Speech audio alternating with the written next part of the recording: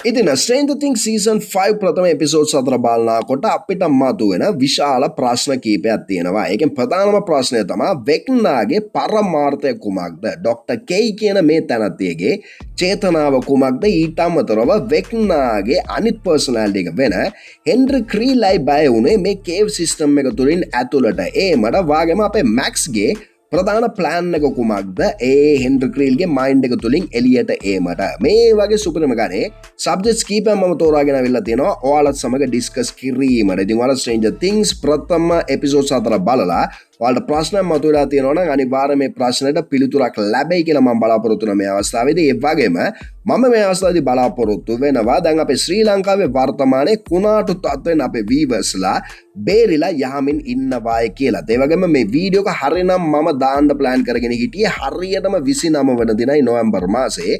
හැබැයි නොවැම්බර් මාසේ 28 වෙනි දින රාත්‍රියේ විදුලිය විසන්ධි වුණා මුළුමනින්ම. ඊට පස්සේ විදුලිය නැවතවරක් රිටර්න් වෙලා ඉතින් මම අනෙකුත් දේවල් සම්පූර්ණ කළා. මේ වීඩියෝ එක ඔයාලට පෝස්ට් කිරීමට දින කීපයක්ම පරක්කු වුණා කියන එකත් මම මෙතනදී කියා සිටිනවා. කෙසේ වෙතත් ඉතින් ඔයාලා යහමින් ඉන්නවා කියන බලාපොරොත්තුව සහ ඔයාලගේ ප්‍රශ්න වලට පිළිතුරු ලැබෙයි කියන බලාපොරොත්තුවත් සමග කෙලින්ම අපි ඩයිව් ඉන් කරමු මේ වීඩියෝ එක තුලට. ඉතින් ප්‍රථමයෙන් අපි කතා කරන සබ්ජෙක්ට් එක තමයි වෙක්නාගේ ප්ලෑන් එක. ඒතකොට වෙක්නාගේ ප්ලෑන් එක කතා කිරීමට පෙර මුලින්ම අපි ටයිම් පීරියඩ්ස් තේරුම් ගත යුතුයි. දැන් අපි සීසන් 5 වලට එන්න වෙන්නේ හරියටම 1987 අවුරුද්දේ නොවැම්බර් මාසේ 3 වන දිනයි. එතකොට දැන් අපි සීසන් 4 බලලා තියෙන්නේ ස්ප්‍රින්ග් ටයිම් පීරියඩ් එකේ 1986 කියන අවුරුද්දේ. එතකොට සීසන් 4 සිට සීසන් 5 පැත්තට එනකොට ගත වෙලා තියෙනවා අවුරුද්දේ මාස 8ක කාලයක් දල වශයෙන් කියලා අපිට ගැනීමට පුළුවන්. වාගේම මේක එක්තරා විදිහකට කන්ෆර්ම් කරනවා අපේ රොබින්ගේ කැරක්ටර් එක. රොබින් දැන් වැඩ කරන්නේ රේඩියෝ ඩීජේ කෙනෙකු හැටියටයි සීසන් 5 පැත්තට අපි එනකොට. ඒ වගේම එයාගේ රේඩියෝ ප්‍රෝග්‍රෑම් එකේ 500th එපිසෝඩ් එක තමයිලු එයා ඉදිරිපත් කරන්නේ. අපි හරියටම එන්ට වෙනකොට නොවැම්බර් 3 වන දින 1987 අවුරුද්දේ. එතකොට එපිසෝඩ්ස් 500ක් මෙයා කරලා තියෙනවා කියන්නේ දල වශයෙන් රොබින් රේඩියෝ ඩීජේ කෙනෙකු හැටියට අවුරුද්දේ මාස 4ක කාලයක් මෙතන වැඩ කරලා තියෙනවා. එතකොට කොහොම බැලුවත් අපි අවුරුද්දකට වැඩි කාලයක් ගත වෙලා තියෙනවා සීසන් 4 සිට සීසන් 5 පැත්තට අපි දියත් වෙලා එනකොට. එතකොට දැන් අපේ වෙක්නාගේ චරිතය හදිසියෙම සීසන් 4 අවසානයේදී ගේට්ස් වගේක් ඕපන් කරනවා. ඒ ගේට්ස් වලින් එයා මෙලෝ දෙයක් මේ වෙනකොට කරලා නැහැ කියන එකයි අපිට මෙතනින් තේරුම් ගන්න පුළුවන් වෙන්නේ. ඒ වගේම මේ ගේට්ස් ටික මිලිටරි එකෙන් හමුදාවෙන් යකඩ ප්ලේට්ස් දාලා වහලා තියෙන ආකාරයකුත් මෙයාලා අපිට පෙන්වා දෙනවා. වාගේම සීසන් 4 අවසානයේදී මෙයාලා අපිට පෙන්වනවා මෙන්න මේ ආකාරයේ ඩස්ට් පාටිකල්ස් වගේක් උඩට දියත් වෙනවායි කියලා, ජීවය සම්පූර්ණයෙන්ම නැති වෙලා අලු බවට පරිවර්තන වෙනවායි කියලා. ඒතකොට මේ අලු ටික ආශ්වාස ප්‍රාශ්වාස කරලා අපිට මොකක් හරි අමුතුමදිලි විපර්යාසයක් සිද්ධ වෙයිදයි කියලාත් අපේ රොබින්ගේ චරිතය රේඩියෝ මොනොලොග් එක අතර වාරයේදී ජෝක් එකකුත් ඉදිරිපත් කරනවා. ඒතකොට ඩස්ට් පාටිකල් කතන්දරෙනුත් මෙලෝදයක් සිද්ධ වෙලා නැහැ. වාගේම ගේට් ඕපනින් එකනුත් මෙලෝදයක් සිද්ධ වෙලා නැද්ද කියලා ෆීල් වෙනකොටම ඔන්න කෙලිම අපේ ලූකාස්ගේ චරිතය ඩ්‍රොප් කරන අමුතුමාදිලියේ ෆැක්ට් එකක් හොලීගේ කැරක්ටර් එක ඩෙමෝගෝගන් පාරගෙන ගියාට පසුව දැන් අපේ ලූකාස්ගේ පොයින්ට් එකට අනුව හොලි වීලව පාරගෙන ගිහිල්ලා තියෙන නොවැම්බර් මාස 3 වන දිනයි. එතකොට විලියම්ව පාරගෙන ගිහිල්ලා තියෙන හරියටම නොවැම්බර් මාසයක 6 වන දිනලු. ඒකත් ස්පෙસિෆිකලි 1983 අවුරුද්දේ කියලා අපිට ගැනීමට පුළුවන්. එතකොට ලූකාස්ගේ පොයින්ට් එකට අනුව හොලි වීලව පාරගෙන ගිය 3 වන දින සිට තව දින 3කින් දැවන්ත විපර්යාසයක් සිද්ධ වෙන්නට පුළුවන් කියන එක තමයි ලූකාස් එතනදී පවසන්නේ. එතකොට විලියම්ව පාරගෙන ගිය ඇනිවර්සරි එක දිනයේදී තමයි දැන් අපේ වෙක්නා ඇටැක් කරන්න උත්සාහ කරන්නේ වාගේ ෆීල් එකක් ඇති වෙනවා. හැබැයි කතන්දරේ මොකක්ද කියලා බැලුවොත් දැන් මම කලින් ඔයාලට ටයිම් පීරියඩ්ස් පෙන්නුවා අවුරුද්දකට වැඩි කාලයක් ගත වෙලා තියෙනවායි කියලා. එතකොට 1986 අවුරුද්දේ නොවැම්බර් මාසයක 6 වෙනිදාවක් මාක් වෙනවා. හැබැයි මොකක් හරි හේතුවකට වෙක්නා 87 අවුරුද්දේ නොවැම්බර් 6 වෙනිදා තමයි මගේ ප්ලෑන් එක දියත් කරන්නේ කියන ස්ථානයට වෙලා තියෙනවා. ඉතින් ඒකට හේතුව මොකක්ද කියලා දන්නේ නැති වුණාට දැනට අපිට ගන්න පුළුවන් වෙක්නාගේ ප්ලෑන් එක හරියටම දියත් වෙන්නේ 87 අවුරුද්දේ නොවැම්බර් 6 වෙනිදා කියලා.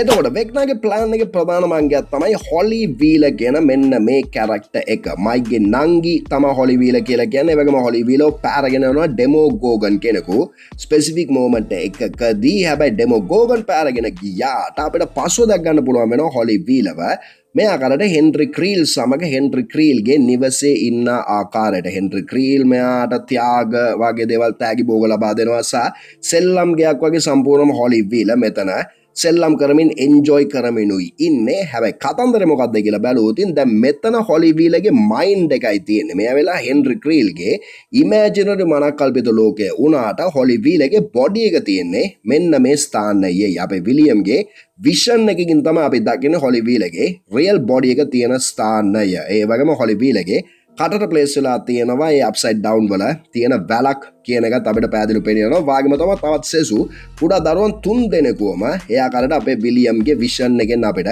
දැක ගැනීමට පුළුවන් වෙනවා. ඒ වගේ මේ ස්ථානයක් දකිනවා විලියම් පැහැදිලිවම අමුතුමාදිලි ස්ථානයක් වගේ මේ ස්ථානය සිතුවමටත් නගනවා. සිතුවමට නගලා ඒක නම් කරන්නේ සෙන්ට්‍රල් හබ් එක කියලා. ඒතකොට දැන් සම්පූර්ණම වෙක්නාගේ හයිව් මයින්ඩ් එක කනෙක්ට් වෙන්නේ මේ ස්ථානයෙන්. හෝ බෙදා හැරෙන්නේ මේ ස්ථානයෙන් කියන එක අපිට තේරුම් ගන්නට පුළුවන් වෙනවා. ඒතකොට හොලි වීලගේ බොඩි එක තියෙන්නේ මෙන්න මේ සෙන්ට්‍රල් හබ් කියන ස්ථානයේ කියන එක තමයි එතනින් අපිට තේරුම් ගැනීමට පුළුවන් වෙන්නේ. එතකොට සෙන්ට්‍රල් හබ් එක තියෙන්නේ කොයිදයි කියන එක 11 ගේ ඉන්වෙස්ටිගේෂන්ස් වලින් අපිට ඉතාමත් ලේසියෙන් තේරුම් ගැනීමට පුළුවන් වෙනවා. 11 සොයා ගන්නවා හොලි වීලගේ ෂූ එක මේ ආකාරයට. වාගේම 11 ෆලෝ කරගෙන ඉන්නේ හොලි වීලව කිඩ්නැප් කරපු ඩෙමොගෝගන් වයි. එතකොට ඩෙමොගෝගන්ට ඩැමේජ් එකක් සිද්ධ වෙනවා. ඒ ස්පෙસિෆික් ඩෙමොගෝගන්ට ඩැමේජ් එකක් සිද්ධ වෙනවා හොලි වීලගේ මවගේ වයින් බොටල් ඇටැක් එකෙන්. වයින් බෝතලයක් කඩලා එයා අනිනවා ඒ ඩෙමොගෝගන්ට. එතකොට ඩෙමොගෝගන්ගේ රුධිරය වැగిරෙනවා.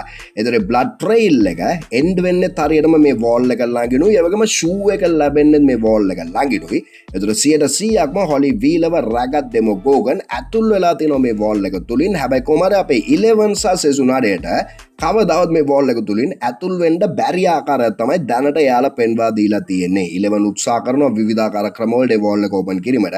හැබැයි වෝල් එක ඕපන් වෙන්නේ නැත. ඒ වගේම ට්‍රේල් එකෙන් මෙයාලා පෙන්වා දුන්නාට වඩා ඒ වෝල් එක අති සද්දන්තයි කියන එක තමයි අපිට තේරුම් යන්නේ ෂෝ එක බලනකොට. වාගේම අපේ ඩස්ටින් සොයා ගන්නවා පසු කාලිනෝ මේ වෝල් එකට නිමාවක් නැහැ කියලා. මේ වෝල් එක වටේටම යනවා කියන එක කියනවා. වාගේම තමයි මේ වෝල් එකේ මධ්‍ය ලක්ෂ්‍ය අරය හැටියට ප්ලේස් වෙලා තියෙන්නේ අපේ හොකින්ස් ලැබොරටරි එක කියන එක ඩස්ටින්ගේ. ඒ සොයා ගැනීමෙන් අපිට දැක ගැනීමට පුළුවන් වෙනවා. එතකොට අප්සයිඩ් ඩවුන් කියන ලෝකයේ තුල තියෙන හොකින්ස් ලැබොරටරි එක තමයි මේන් සෙන්ට්‍රල් හබ් එක. හයිව් මයින්ඩ් එක කියන එක තමයි දැනට අපි තේරුම් ගත යුත්තේ.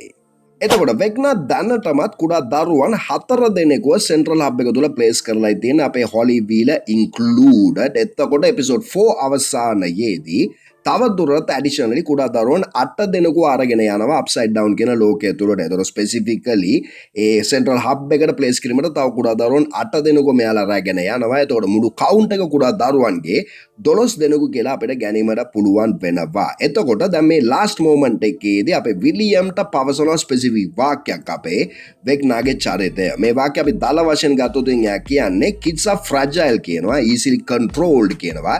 ඒ වගේම perfect vessels කියන වචනයත් එයා යූස් කරනවා. ඒතකොට kids are fragile කියනකොට fragile කියලා කියන්නේ බින්දෙන සුළුයි කියන එකට. ඒ වගේම easily controlled කියන්නේ ඉතාම ලේසියෙන් කුඩා දරුවන්ව හසුරුවන්න පුළුවන් කියන එක එයාතනින් පවසන. වගේම perfect vessels කියන එක තමයි ඉතාමත් ඉන්ටරෙස්ටිං ස්ථානය. මොකද කියනවනම් වෙසල්ස් කියලා කියන්නේ යාත්‍රාවන් වලටයි. එතකොට කුඩා දරුවන්ව යාත්‍රාවන් හැටියට මෙයා යූස් කරනවා කියද්දී අපිට ගන්නට පුළුවන් දල වශයෙන් දැන් මෙයාගේ වර්ෂන්ස් හැටියට කුඩා දරුවන්ව පරිවර්තනය කරයිද? එහෙම නැත්නම් වෙනත් මොකක් හරි අමුතුමාදිලියේ ක්‍රීචර්ස්ලා බවට ඒ කුඩා දරුවන්ව පරිවර්තනය කරලා හොකින්ස් ලැබොරටරි එක තුල තියෙන සෙන්ට්‍රල් හබ් එක භාවිතා කරලා රියල් වර්ල්ඩ් එකේ තියෙන හොකින්ස් ලැබොරටරි එකෙන් එළියට දියත් කරයිද? සම්පූර්ණ ලෝකෙම යටත් කරගැනීම ප්ලෑන් එක එහෙම දෙයක් ප්ලෑන් කරලා තියෙන්නේ. ඒ වගේම හොකින්ස් ලැබොරටරි කියන ස්ථානයේ ඉතාමත් වැදගත් අංගයක් ගන්නවා සම්පූර්ණ ස්ට්‍රේන්ජර් තින්ග්ස් ස්ටෝරි එකේම. මොකද කියනවනම් හොකින්ස් ලැබොරටරි එක තුලදී තමයි අපේ 11 ප්‍රථම වරට අප්සයිඩ් ඩවුන් කියන ගේට් එක ඕපන් කරන්නේ. වාගේම ඩොක්ටර් බ්‍රෙනර් කියන තැනත්තා අපේ හෙන්රි ක්‍රීල් එහෙම නැත්නම් වෙක්නාව කුඩා අවදීදී තියලා පරීක්ෂණය කරෙත් හොකින්ස් ලැබොරටරි එක තුලම තමයි. ඒ වගේම දැන් අපේ ඩොක්ටර් බ්‍රෙනර් කුඩා දරුවන්ව පරීක්ෂණ ලක් කරා වාගේම වැඩසටහනක් තමයි දැන් අපේ වෙක්නාත් මෙතනදී කරන්නේ. කුඩා දරුවන්ව යූස් කරගන්නවා එයාගේ පෞද්ගලික චේතනාවන් ඉෂ්ට කර ගැනීම පිණිස. එතකොට දැන් ෆයිනල් ප්ලෑන් එක මුළු ලෝකයේම වෙක්නාගේ පව එක යටතට ගැනීමයි කියන එක කලින් සිටම එයා කියලා තියෙනවා. එතකොට ෆයිනල් ප්ලෑන් එකේදී කුඩා දරුවන්ගේ පාර්ට් එක මොකක්ද කියන එක තමයි දැනට අපි දන්නේ නැත්තේ. කෙසේ හෝ 1987 අවුරුද්දේ නොවැම්බර් මාස 6 වන දින තමයි දැන් මෙයාගේ ප්ලෑන් එක දියත් වෙන්නේ කියන එක අපි සිතට ගත යුතුයි. එතකොට දෙවනියට අපි කතාන සබ්ජෙක්ට් එක තමයි ඩොක්ටර් කෙයි කියන මේ තැනැත්තියගේ ප්ලෑන් එක කුමක්දයි කියන එක. එතකොට ඩොක්ටර් කෙයි කියන තැනැත්තිය ඉන්නේ මෙන්න මේ මිලිටරි කන්ට්‍රෝල් සෝන් එහෙම නැත්නම් මැක්සී කියන ස්ථානයේ මේ දොරටුව විවෘත වුණාම මතුවෙන මේ ස්පෙસિෆික් ලැබ් එක තුලයි. දවන්ත ලැබ් එකක් මෙයාලා නිර්මාණය කරලා තියෙනවා අප්සයිඩ් ඩවුන් කියන ලෝකය තුල. එතකොට මේ ලෝකය තුල තියෙන මේ ස්පෙસિෆික් ලැබ් එක රන් කරන්න මුළුමනින්ම මේ ඩොක්ටර් කෙයි කියන තැනතේ. ඒ වගේම සම්පූර්ණ මිලිටරි ඔෆිසර්ස්ලාවත් කන්ට්‍රෝල් කරන්නේ ඩොක්ටර් කෙයි කියන තැනතේ කියන එක තමයි අපිට පැහැදිලි වෙන්නේ ප්‍රථම එපිසෝඩ්ස් 4න්. කෙසේ හෝ දැන් මෙයාලා දැනටමත් මේ ලැබ් එක තුල කාලි ප්‍රසාද් කියන මේ තැනත්තියව හිර කරගෙන ඉන්න ආකාරයක් අපිට අවසානයේදී දැක් ගැනීමට පුළුවන් වෙනවා. ඒකම කාලි ප්‍රසාද් කියලා කියන්නේ නම්බර් 8යි සීසන් 2 වලින් අපි දුටුවා නම්බර් 8 එකම නම්බර් 8 ගේ පව එක ප්‍රොජෙක්ෂන්ස් යන ආදී දේවල් මතු කිරීමයි. සම්පූර්ණයෙන්ම ටෙලිපැතික් පව එකක් කියලා අපිට එක්තරා විදිහකට ගැනීමට පුළුවන්. ඒතර නම්බර් 8 අපේ 11 සමගම පරීක්ෂණයට ලක් වෙච්ච තැනත්තියක් කියන එක දැනනමත් අපි දන්නවා. එතකොට නම්බර් 8 අල්ලගෙන ඉන්න ඩොක්ටර් කෙයි කියන තැනත්තිය තවදුරටත් 11 වත් අල්ලා ගැනීමටයි උත්සාහ කරේ ප්‍රථම එපිසෝඩ් 4 ඇතුළතදී. එතකොට දැන් නම්බර් 8 සහ 11 දෙදෙනාම අල්ලාගෙන කුමක්ද මෙයා කරන්න බලාපොරොත්තු වෙලා තියෙන්නේ කියන එක අතිදැවන්ත ප්‍රශ්නයක්. ඊට තමතරව දැන් මෙයා සෙසූ ඒ අප්සයිඩ් ඩවුන් ක්‍රීචර්ස්ලාවත් කපල කොටලා පරීක්ෂණයට ලක් කරන ආකාරයකුත් අපිට දැක් ගැනීමට පුළුවන් වෙනවා. ඒතකොට මේ සෑම සිළු දෙයක් සමගම මම ඇවිල්ලා තියෙන ස්ථානය මොකක්ද කියලා බැලුවොත් දැන් අපේ US මිලිටරි එක ඇමරිකන් හමුදාව ඩොක්ටර් කෙයි යටතේ උත්සාහ කරන්නේ වෙක්නාව ඝාතනය කිරීමට හෝ කන්ට්‍රෝල් කිරීමට නෙමෙයි සම්පූර්ණ අප්සයිඩ් ඩවුන් කියන ලෝකයම එයාලගේ යටතට කන්ට්‍රෝල් එක යටතට ගෙන ඒමටයි. මොකද කියනවනම් දැන් අප්සයිඩ් ඩවුන් කියන ලෝකයෙන් ඕනෑම ස්ථානයකට දොරටුවක් විවෘත කර ගැනීමට පුළුවන්. එතකොට දැන් මෙයාලට රුසියාවට ඇටැක් කරන්න ඕනෑ නම් දැන් මෙයාලට රියල් ලෝකෙන් රුසියාවට යන්න අවශ්‍යතාවයක් නැත. අප්සයිඩ් ඩවුන් කියන ලෝකය හරහා රුසියාවට දොරක් විවෘත කරගන්න පුළුවන්. එතකොට මම හිතන ආකාරයට ඩොක්ටර් කෙයි කියන තැනැත්තියගේ ප්‍රධාන පරමාර්ථය නම්බර් 8 කියන තැනැත්තිය කාලි ප්‍රසාද් සහ අපේ 11 දෙදෙනාව භාවිතා කරලා සම්පූර්ණ අප්සයිඩ් ඩවුන් කියන ලෝකයම එයාලගේ පව එක යටතට ගැනීමටයි. එතකොට තුන්වෙනිට අපි අවධානය යොමු කරන ස්ථානය තමයි අපේ මැක්ස්ගේ ප්ලෑන් එක කුමක්දයි කියන ස්ථානය. දැන් අපේ මැක්ස් ජීවත් වෙන්නේ හෙන්රි ක්‍රීල්ගේ මෙමරි එක තුලයි මේ වර්තමානයේ වෙනකොට. එතකොට හොලිගේ චරිතය ආනවා.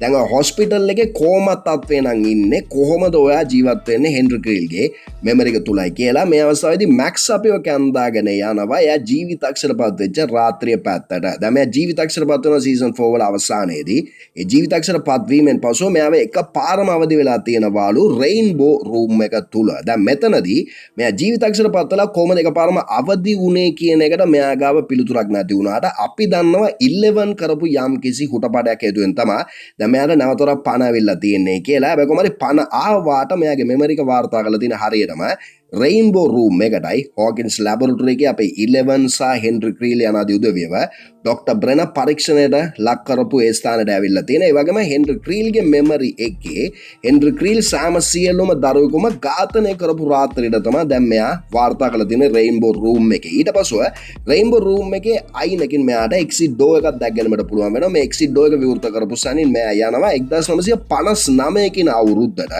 මෙමරි ලේන් එකේ. එතකොට 1959 කියන අවුරුද්දේ ජොයිස්ගේ චරිතය තරුණ ජොයිස්ගේ චරිතයක් අපිට දැක ගැනීමට පුළුවන් වෙනවා හොකින්ස් හයි ස්කූල් එකේ. එතකොට ජොයිස්ගේ චරිතය යම්කිසි ඩ්‍රාමා එකක් ප්‍රොමෝට් කරනවා හෝ ලීෆ්ලට්ස් වගේක් බෙදනවා එයාගේ ඩ්‍රාමා එක සම්බන්ධයෙන්. එතකොටම අපේ ස්ටීව්ගේ තාත්තාවත් අපිට දැක ගැනීමට පුළුවන් වෙනවා. ස්ටීව්ගේ තාත්තා තමයි එතකොට මෙතන ඉඳලා තියෙන එයාගේ තරුණ කාලයේදී. ඊට පස්සුව ලීෆ්ලට් එක හමු වෙනවා දැන් අපේ මැක්ස්ගේ අතට. එතකොට ලීෆ්ලට් එක මෙයා බලනකොට අපිට තවදුරටත් නම් කීපයක් දැක ගන්න පුළුවන් වෙනවා. ඒක නමක් තමයි අපේ ජේම්ස් හොපර් ජූනියර් කියන නම. ඒ කියන්නේ දැන් අපේ ජිම් හොපර්ගේ තරුණ කාලේ එයා ජොයිස් සමග ඩ්‍රාමා එකට සහභාගී වෙලා ඉඳලා තිනවා. ඊට අමතරව දැන් අපේ මයික්ගේ මව වෙන කේරන් ඉඳලා තිනවා ඒ ඩ්‍රාමා එකේ පැහැදිලිවම. ඊට අමතරව මයික්ගේ තාත්තා වෙන ටෙඩ් ඉඳලා තිනවා ඒ ඩ්‍රාමා එකේ. ඊටත් අමතරව දැන් අපේ එඩි මන්සන්ගේ තාත්තා වෙන ඇලන් මන්සන් කියන චරිතයත් ඉඳලා තියෙනවා මෙතනදී. ඇලන් මන්සනුත් එතකොට ඒ ඩ්‍රාමා එකේ ඉඳලා තියෙනවා. වාගෙම තමයි අපේ හෙන්රි ක්‍රීලුත් සහභාගී වෙලා ඉඳලා තියෙනවලු මේ 1959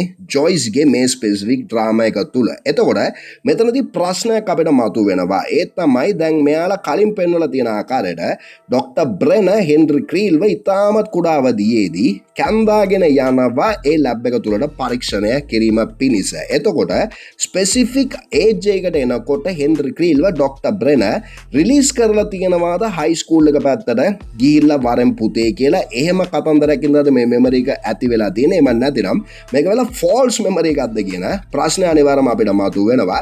කෙසේවත් මේ මෙමරි ලේන්ස් වල දැන් අපේ මැක්ස් දියත් වෙලා ඉදිරියට දියත් වේගෙන ගමන් කරගෙන යනකොට ඔන්න කෙලින්ම නැවතොරක් මෙයාව රිටර්න් වෙලා තියෙනවාලු රේන්බෝ රූම් එක පැත්තටම. එතකොට මෙදාපාර මෙයා රේන්බෝ රූම් එකට ආපු සැනින් මෙයාට මෙයාගේ ෆේවරිට් කේට් බුෂ්ගේ සෝං එක ඇන්ඩ ලැබිලා තියෙනවලු මෙන්න මේ තිරය පසුපසින්. එතකොට මැක්ස් ඕපන් කරලා තියෙනවා මේ ස්පෙසිෆික් තිරය. ඕපන් කළාට පස්සෙ මැක්ස්ට දැක් ගන්න පුළුවන් වෙනවා මැක්ස් වම. හැබැයි මෙතනදී අපි තේරුම් ගන්න ඕනේ මැක්ස් මේ දකින්නේ එයාගේ මෙමරි එකට අනුව නෙමෙයි එයාගේ චරිතය. එයා දකින්නේ වෙක්නාගේ මෙමරි එකට අනුවයි මැක්ස්ගේ චරිතය. මොකද වෙක්නා ෆලෝ කරලා තියෙනවා අපේ මැක්ස්ව එයාව ඝාතනය කිරීමට. එතකොට වෙක්නා ප්‍රථම වරට මැක්ස්ව ටාගට් කරපු ඒ දිනේ තමයිලු මෙයාට මේ ආකාරයට පෙන්නලා තියෙන්නේ. එතකොට දැන් අපි වෙක්නාගේ මෙමරි ලයින් එක දිගේ මැක්ස්ව ෆලෝ කරන්න පටන් අරගෙන තියෙනවා මැක්ස්ගේ චරිතය. ඒකත් ඒ සෝං එකත් භාවිතා කරගෙන ඊට පස්සෙ දැන් අවසාන රාත්‍රියේ හෙන්රි ක්‍රීල්ගේ නිවස පැත්තට වාර්තා කළා.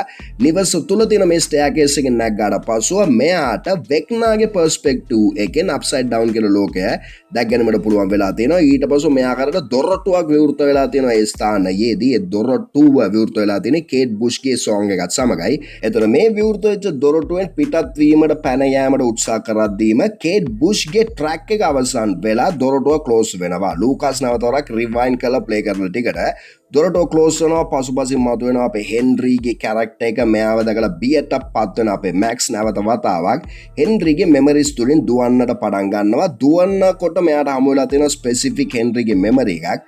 මෙන්න මේ ස්ථානය. එතකොට මේ ස්ථානයේ තිබිලා තියෙනවා කේව් එක තුලින් දොරටුවක්. මේ දොරටුවෙන් මෙයා දුවපු සනින් ඔන්න කෙලිම හෙන්රිට මෙයාව ෆලෝ කරන්න බෑ කියන ෆැක්ට් එක මෙයාට දැක් ගැනීමට පුළුවන් වෙලා තියෙනවා. හෙන්රි ක්‍රීල් මුළුමනින්ම බියට පත්වනවා මේ දොරටුවෙන් ඇතුළු වෙන්න බැරුව. මේකට තියෙනවා ස්පෙસિෆික් හේතුවක්. ඒ හේතුව මම ඔයාලට පැහැදිලි කරත් දෙන්නම්. හැබැයි මෙතනදී ඇඩිෂනල් තොරතුරක් ඔයාලට පැහැදිලි කරරෝ තියෙන.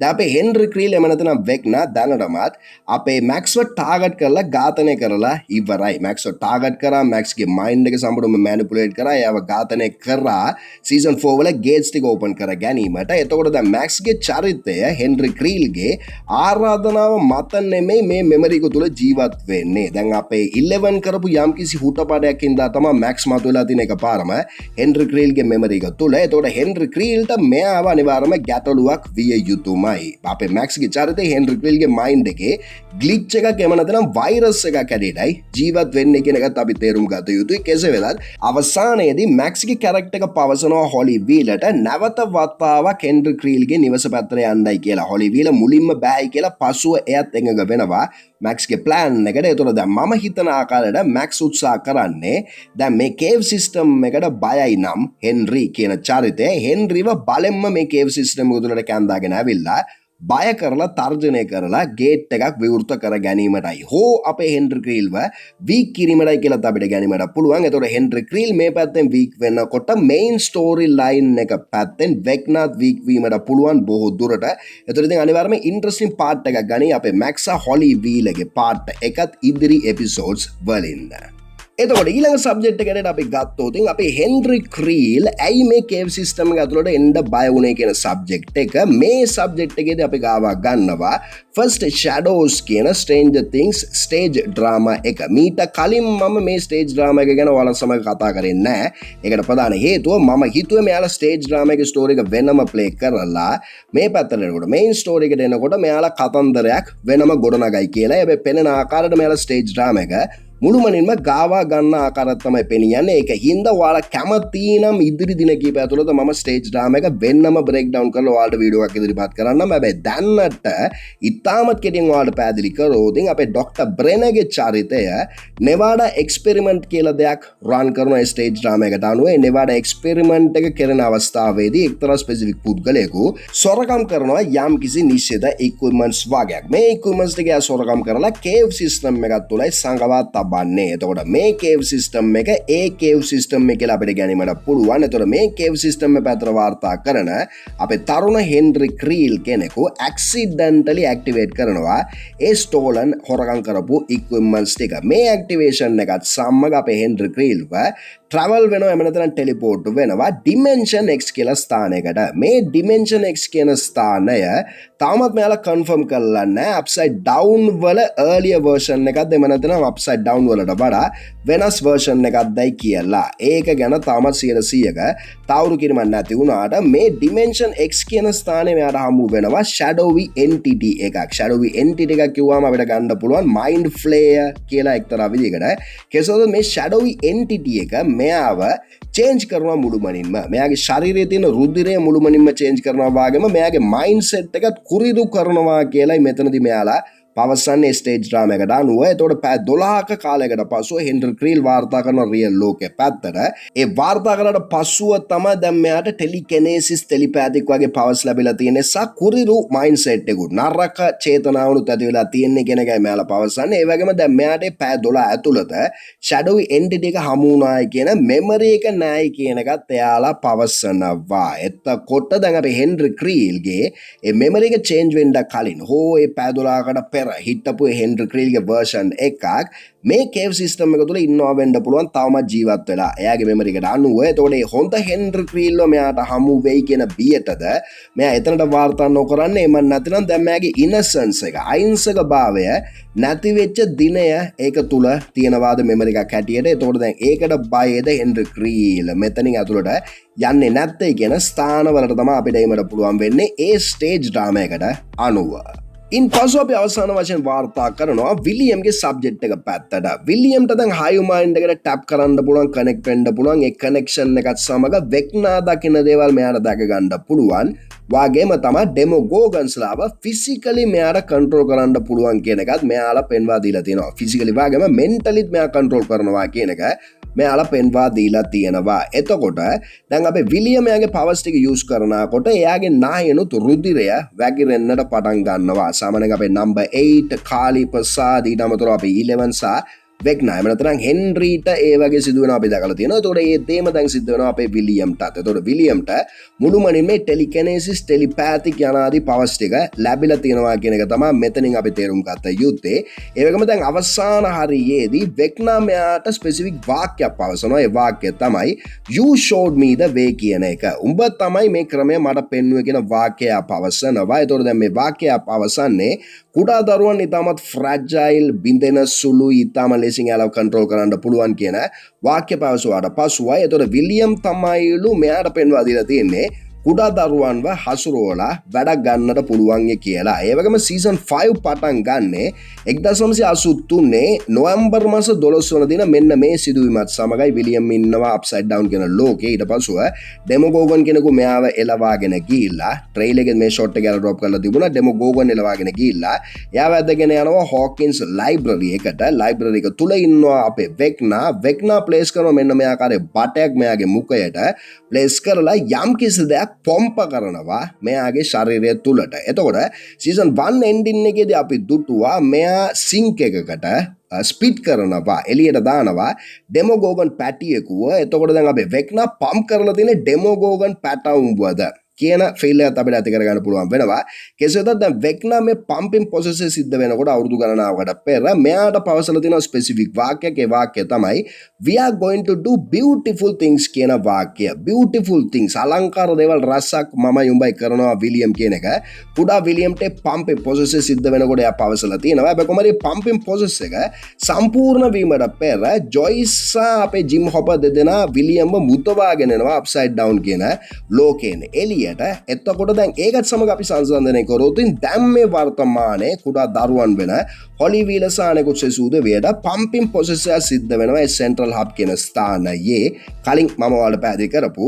ඒතර පම්පින් ප්‍රොසෙස් එක 100%ක්ම සම්පූර්ණ වුණාට පසුවද ඒ වෙසල්ස් කියන ස්ථානයේ ඒ කුඩා දරුවන් ප්ලේස් වෙන්නේ. අමුතුමාදිලියේ කන්වර්ෂන් එක සිද්ධ වෙන්නේ වෙනකොටද. ඒතර මගින් ගලවාගෙන ආපු විලියම්ට මේ විදිහේ පව එකක් පසු කාලිනව මතුවලා තියෙනවා නම් හයි මයින්ඩ් එක සමග කනෙක්ෂන් එක නැති වෙලා තියෙනවා නම් 100%ක්ම සම්පූර්ණ වුණොත් ඒ පම්පින් ප්‍රොසෙස් එක මොනවා වෙයිද වාගේ ස්ථාන රසකට යෑමට පුළුවන් වෙනවා අපිට මේ අවස්ථාවේදී. කෙසේ වෙතත් දැන් අපේ විලියම්ට පවර්ස් තියෙනවා. එතකොට මේ විලියම්ගේ පවර්ස් ටික භාවිතා කරලා වෙග්නාව මෙයා කොහොම කන්ට්‍රෝල් කරයිද? ඒ වගේම දැන් අපේ නම්බර් 8 කාලි ප්‍රසාද් දෙක තුලා තියෙනවා අපේ 11 සමග. එතකොට එතනත් කෙලින්ම පව කපල් එකක් කියලා කියන්න පුළුවන්. එතකොට එයාලාගේ වැඩසටහන කොහොම මේ පැත්තෙන් ප්ලේස් වෙයිද? වාගේම තමයි දැන් අපේ හෙන්රි ක්‍රීල්ගේ එහෙම නැත්නම් වෙග්නාගේ මයින්ඩ් එක තුල වෛරස් එකක් හැටියට ප්ලේස් වෙලා ඉන්නවා අපේ මැක්ස්ගේ චරිතය. එතකොට එයාගේ ඉන්ෆ්ලුවන්ස් එකත් සමග කතන්දරේ කොයි ආකාරයට හැඩ ගැයේද කියන එක අපි බලමු ඊළඟ එපිසෝඩ්ස් වලින්. ඉතින් දැනට ඔයාලට කියගෙන යෑමට පුළුවන් ඔයාලා දකින ආකාරය මම මේ කතා කරපු සබ්ජෙක්ට්ස් ටික සහ ඇඩිෂනල් තොරතුරු ඩීටේල්ස් මාතයන් තියෙනවා නම් ඒ ටිකත් ඔයාලට කමෙන්ට්ස් වලින් ඩ්‍රොප් කරගෙන යෑමට පුළුවන්. රයිට් එමන තවත් හොඳ වීඩියෝ එකකින් ළඟදීම අපි හමු වෙමු.